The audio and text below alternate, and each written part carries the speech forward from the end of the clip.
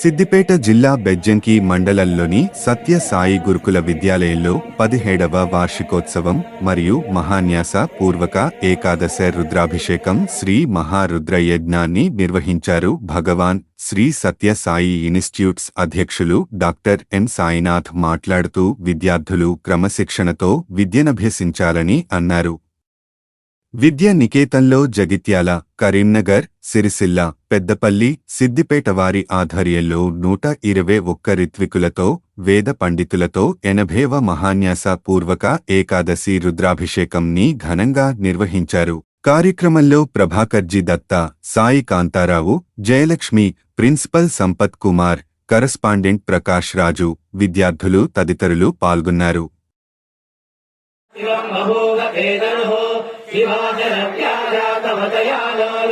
सत्योजाताय वै नमो नमः इति पाद्यं सर्पयामि भवे भवेनाति भवे भवस्वां नमः अर्घ्यं सर्पयामि भवोद्भवाय नमः भवानी शंकरस्वामिने नमः आचमनीयं सर्पयामि।